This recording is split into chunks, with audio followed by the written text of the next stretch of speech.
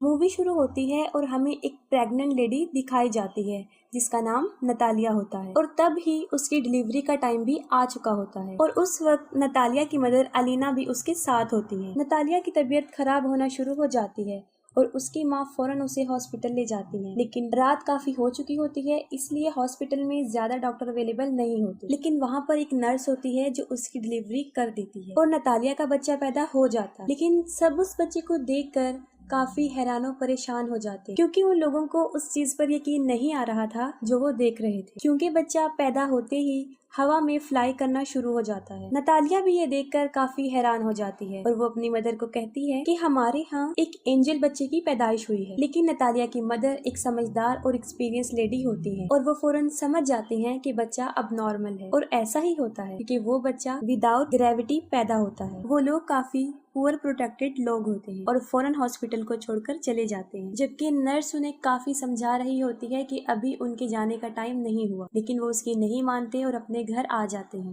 जब वो लोग घर आ जाते हैं तब नतालिया की मदर उसे एक अजीब सा क्वेश्चन पूछती है। वो पूछती है कि तुम याद करो कि इस बच्चे का बाप कौन है, लेकिन नतालिया को याद नहीं आ रहा होता कि उस बच्चे का बाप कौन है। फिर उसकी मदर उसे बताती है कि ये कोई नॉर्मल बच्चा नहीं है और इस बात को हमें राज रखना, और अगर इस बात का किसी को पता चल गया तो हमें कई मुसीबतों का सामना करना पड़ सकता। फिर वो बच्चे का नाम सिलेक्ट करते हैं, तब उसका नाम ऑस्कर रखा जाता है और ऑस्कर सच में नॉर्मल बच्चा नहीं था क्योंकि उसे संभालना काफी मुश्किल था। जब वो लोग उसे अकेला छोड़ते थे तो वो छत से ही चिपक जाता था और देर तक वहीं चिपका रहता था। ये देखकर उसकी नानी उसके लिए काफी बेल्ट्स बनाती हैं ताकि वो बच्चा जमीन पर ही रहे, और छत को भी वो काफी सॉफ्ट और लाइट वेट बना देते हैं ताकि बच्चे को चोट न लगे, क्योंकि उन लोगों को इस बात का भी डर था कि अगर उन्होंने इसे बाहर अकेला छोड़ दिया तो वो हवा में उड़ जाएगा और स्पेस में कहीं चला जाएगा। तभी वो लोग ऑस्कर के लिए काफी कॉन्शियस होते हैं और उसकी नानी और उसकी माँ उसका काफी ख्याल रखते हैं। फिर वक्त के साथ साथ ऑस्कर बड़ा होना शुरू हो जाता है, लेकिन वो घर पर ही रहता है क्योंकि उसकी नानी उसे बाहर जाने नहीं देती। घर रहकर वो मोस्टली